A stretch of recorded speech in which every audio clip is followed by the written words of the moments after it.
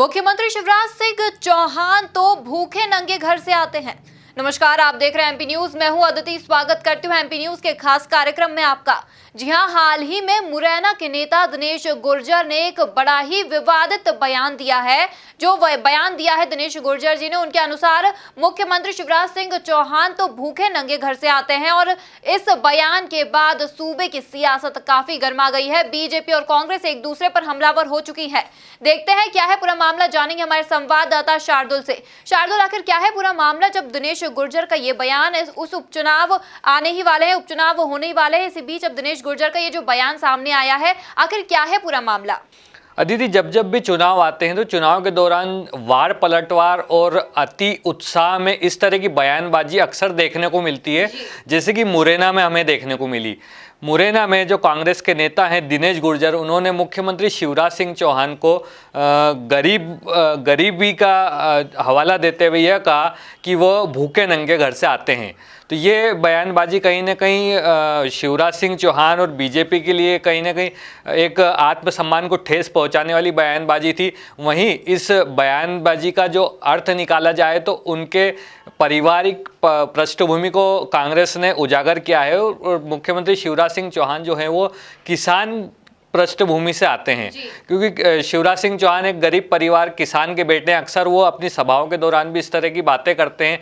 ऐसे में इस तरह की बयानबाजी जो है वो एक किसान वर्ग को नाराज करने वाली बयानबाजी कहलाती है। तो जो बयानबाजी दिनेश गुर्जर ने अति उत्साह में की है, तो कहीं ना कहीं वो कांग्रेस को उल्टी पड़ती हुई बयानबाजी दिखाई दे रही है। अब बात की जाए उपचुनाव के दौर में इस तरह की बयानबाजी की, तो जब उपचुनाव का दौर नज़दीक आ रहा है तो ऐसे में तरह तरह के बयान दोनों तरह के पार्टी जो है दोनों तरफ से दिए जा रहे हैं। और इन बयानबाजियों के कारण अक्सर पलटवार का जो एक सिलसिला शुरू होता है, वो सिलसिले में कहीं ना कहीं चूक कर जाते हैं नेता लोग और इस तरह की उलूल जुलूल बयानबाजी कर देते हैं।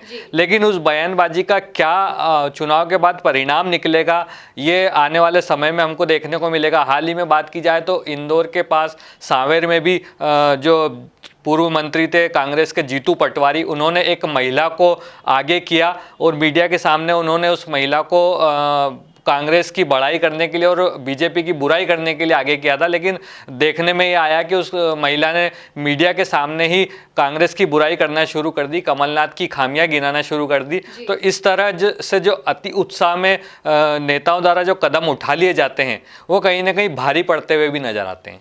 शार्दुल, अब जिस प्रकार से लगातार देखा जा रहा है, क्योंकि अगर अब थोड़ा सा पिछले कुछ दिनों की बात करें तो पूर्व मुख्यमंत्री कमलनाथ का भी एक हाल ही में मुख्यमंत्री शिवराज सिंह चौहान को लेकर बयान आया था कि वे तो जेब में नारियल लेकर घूमते हैं। अब इसके बाद मुरैना नेता, जो कांग्रेस के मुरैना से नेता हैं, उनका इस तरह से बयान आना, जीतू पटवारी का इतना अति उत्साह के साथ बोलना, आखिर क्या लगता है कि लगातार ये जो राजनीति है धीरे धीरे निचले स्तर पर कैसे पहुंचती जा रही है और क्या पलटवार बीजेपी की तरफ से इस बयान के बाद सामने आया है?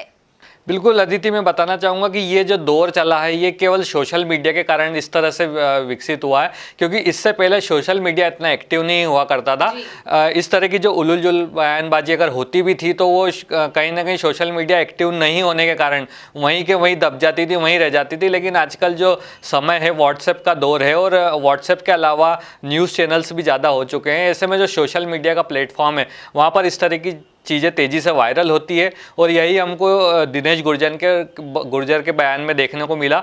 मुरैना में जब उन्होंने इस तरह की बयानबाजी की तो कुछ ही घंटों में वो बयान उनका वायरल हो गया और इस बयान को लेकर प्रतिक्रियाएं शुरू हो गई। कहीं ना कहीं किसानों को ठेस पहुंचाने वाली ये प्रतिक्रिया थी।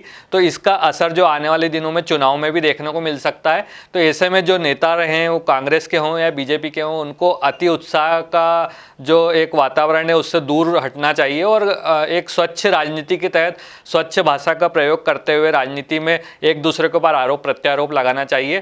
तभी जो चुनाव होंगे उसकी गरिमा बनी रहेगी। तो आने वाले समय में अब हमको देखना होगा कि इस तरह की जो बयानबाजी है उस पर जो नेता लोग हैं वो लगाम लगा पाते हैं या नहीं। अदिति, शार्दुल, बिल्कुल सही कहा आपने, क्योंकि राजनीति एक स्वच्छ राजनीति होना चाहिए, लोकतंत्र है ये, इसमें आपको अपनी गरिमा का ध्यान रखना चाहिए। लेकिन आए दिन उपचुनाव के ये जो उपचुनाव की बयार बह रही है इस वक्त प्रदेश में, इसी बीच कई सारे नेताओं के बीच से मुख से ऐसी निचले स्तर की बातें निकलना, ये उन्हें शोभा नहीं देती। कहीं ना कहीं ये गरिमा उन्हें बनाए रखनी चाहिए। आखिर शार्दुल, अब ये तो देखने वाली बात होगी कि उपचुनाव में इसका परिणाम आखिर किसके पक्ष में आता है। तमाम जानकारियों के लिए धन्यवाद शार्दुल। जो भी जानकारियां होंगे इस उपचुनाव से जुड़ी हुई हम आप तक पहुंचाते रहेंगे। ताजा तरीन अपडेट्स के लिए आप देखते रहिए एमपी न्यूज। धन्यवाद।